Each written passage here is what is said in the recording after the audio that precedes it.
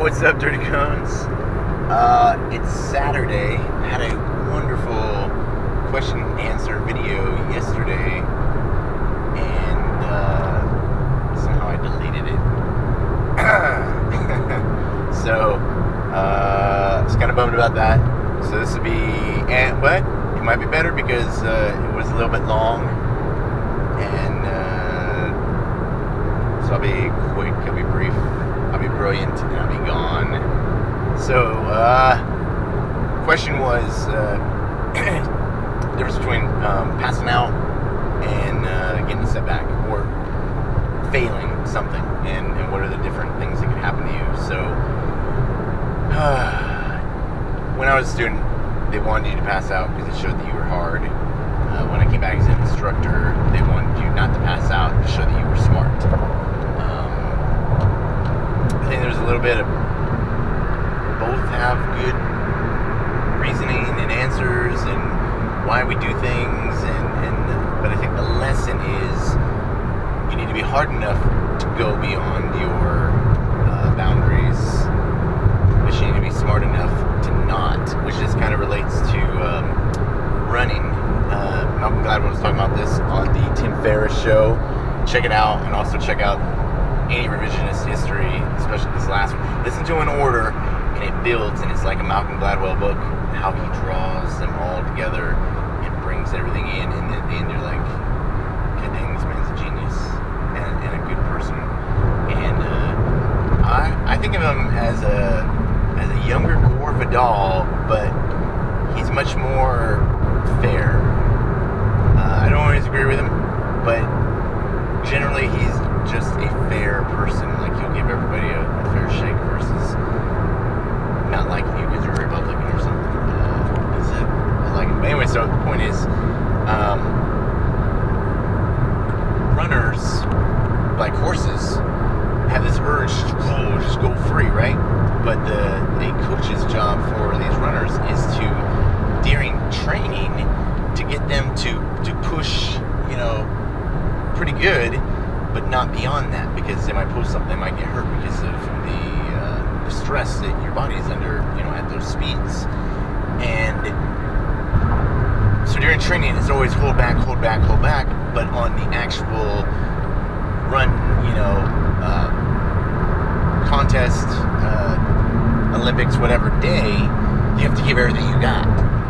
And which Usain Bolt does with ease. I didn't know. I would be like, you know what, it's kind of arrogant, but at the same time, it's like, this dude is so fast. He's just like, yeah, and you're like, what can you say? I mean, the dude is fast, and I know he's going to go on and do great things. Talk about using his fame in Jamaica to help social things and help people. So I think it's awesome when you can use your power for good, unlike certain American swimmers who embarrass us, but that's alright. That's what people do. So can't judge all people by one people, so don't hold it against swimmers. Swimmers are people too.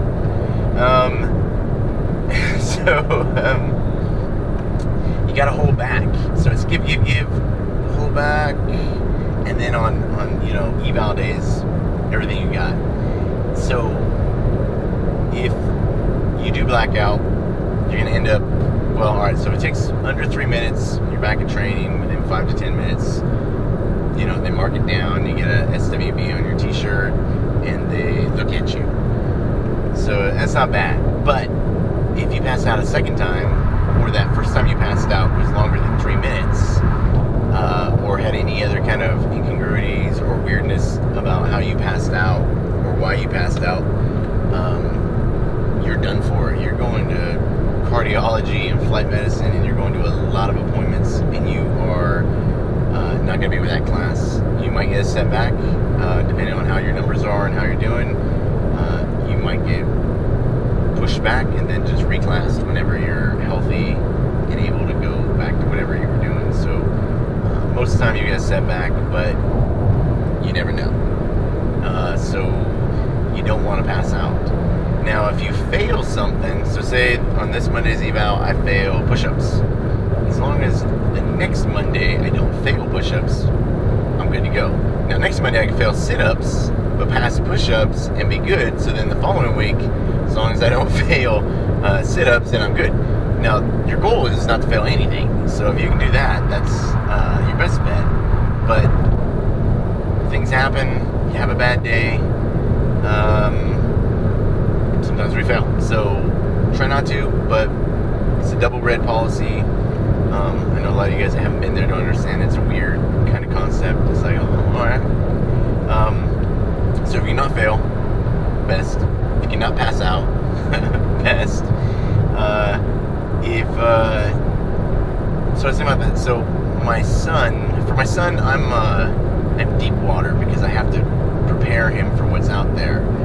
For you guys, I kind of pull back the curtain a little bit and say the water's not that deep. And even if the water is that deep, it doesn't matter because you're going to tread, you're going to swim, you're going to bob, you're going to float, you're going to travel, you're going to walk on water, you're going to do whatever you got to do to get out of there. So, I kind of show you that it's inside you. You can do this. It's not rocket science. It's just, I think, predominantly heart. I said this before, both physical, spiritual, heart. What are you putting in and how much are you putting out? And so for my son, I'm deep water. I'm testing him. I'm pushing him. I'm harder on him. I try to be easier on him when he needs it. I don't know if I always do that, but I do try. Somebody said yesterday that they were trying to help somebody get ready for their past of their own, and they don't show up, they don't call, they suck. He's like, I know how you feel. I'm like, and that's pretty much, a lot of you guys make me proud, and some of you guys, I'm just like, do you hear yourself? It's exits and excuses. It's things that you're letting yourself get away with, and you shouldn't. You should be like, no, and I've had guys who are like, I didn't train hard enough. I thought I did. I was wrong.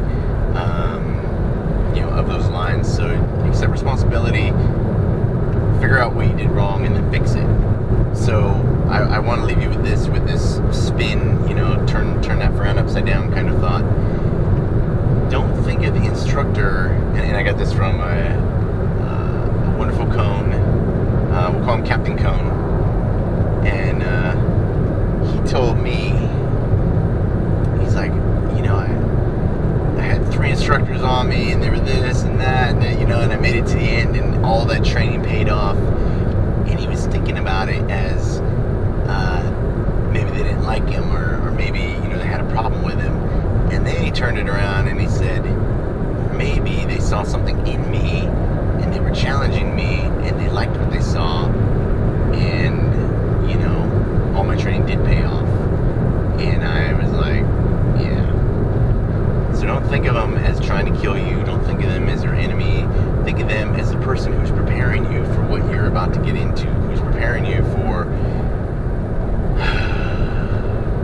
getting shot at, losing friends,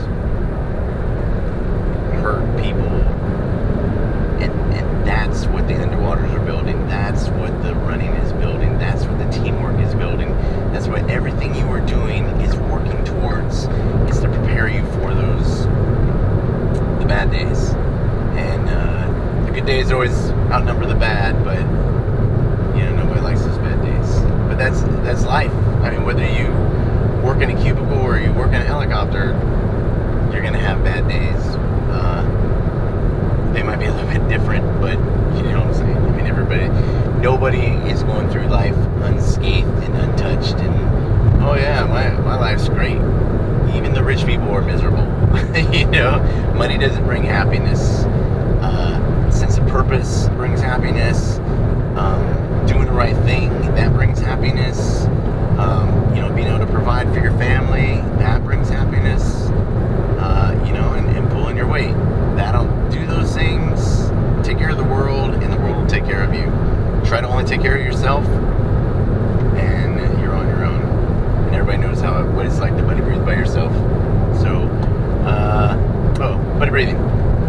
breathing is just floating, and that's it.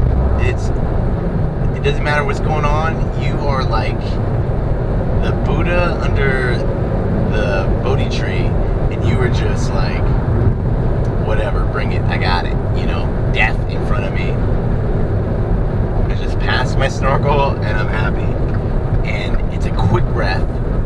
It's a so you can blow it out, but because if you try to, when you go for that long inhale, that's when your snorkel's gonna end up in the water, or you're gonna get capped and you're not gonna get nothing. So it's always roll your shoulders forward, put your butt in the air, bring your feet up maybe, or put your feet out. There's all kinds of different ways to float. Figure out how you float. Don't harass yourself. Don't bother each other. Just get in the water and be manatees. Like,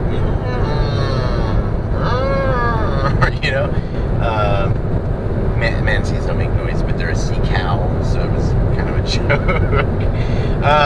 So nice and easy, relax, breathe, float, and that's key to buddy breathing. You don't need a buddy to buddy breathe. You just need to make sure that, like in a relationship, your shit is together. So when you get into the relationship, you have no baggage, and you're not messing with anybody or treating anybody like the last girlfriend or boyfriend. Ta-da! Look at that. All right, Dirty Cones, it's Saturday. I wish I had gotten this out to you yesterday, so I apologize, but this might actually be better. So listen to Malcolm Gladwell. Be good to each other. Train hard. Be like Malcolm Gladwell all day. Train all night. He's a good motherfucker. So check him out, and I'll talk to you guys later. Hoo-yah.